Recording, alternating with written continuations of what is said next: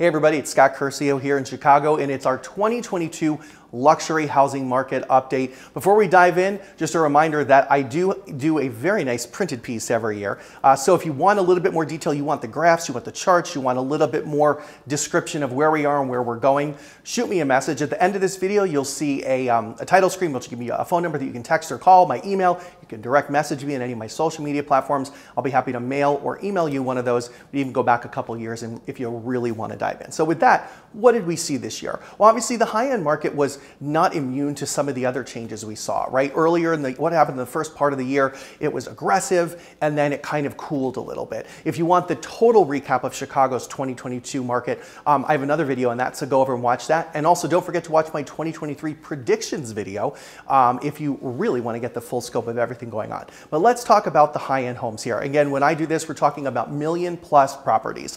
We're going to start with our condos because that's been a real area of growth in the city, especially buoyed by, if you've watched me for a while, you know, all of the newer construction buildings over the last couple of years. Most recently, the St. Regis residences down on Wacker. Before that, 11 East Walton, and the list continues. Next year, we're going to see most of the units at 111 or 1 Chicago rather delivering.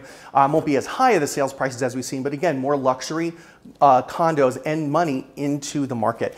We got to talk about our highest sales prices, right? We had not one but two properties at 20 million or above. Our highest sales price was on the 71st floor at the St. Regis for $20.5 million. Guys, these are amounts of money that we don't normally see here. We see these in California, we see these in New York. In New York, it's kind of chump change. So this is a big deal for Chicago, and it signals a lot in terms of where people are parking their money. I think it's a really good sign for the city.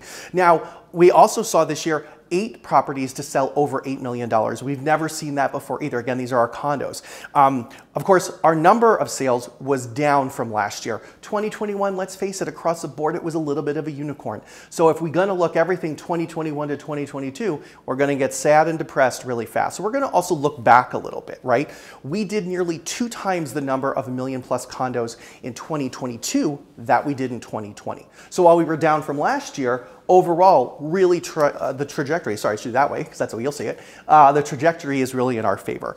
We talked about the highest sales. 5 of the top 10 sales this year in condos were actually at the St. Regis. Now, let us talk about single-family homes, right? We had 990 million-plus single-family homes sold in the city this year. That was down 13% from last year, but up 35% from 2020. So again, a lot of growth there too. Our highest sales price in the city was 1837 North Orchard, which traded for $8.65 million. And of our top 10 single-family sales in the city, 7 were in Lincoln Park, 2 were in the Gold Coast, and 1 was in Graceland West. I don't think we've seen Graceland West up on that top 10 board for a number of years, actually. So good on them. In the last 2 years too, 2 properties at or above $8 million in this city. Again, some territory we really haven't seen before. So with that, we're pacing really well. Something I do want to highlight though, we have to talk about the North Shore.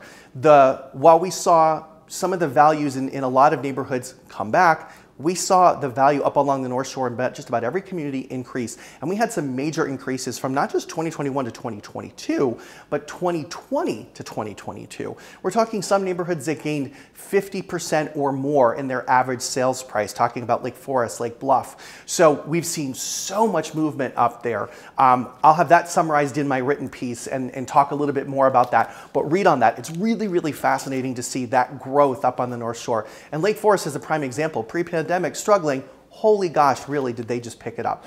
Some really strong growth in Highland Park too. So look for that in my report. And as always, like, comment, and share. Let me know what questions you have. We'll be continuing to bring you updates as we move through 2023. Specifically, we'll recap the first quarter when we get into April and see how we fared. Did the predictions come true? You know, we are heading towards more of a balanced market, which will hopefully slow our pace of sales a little bit, but hopefully not erode our values much. So that's it. We'll see you soon.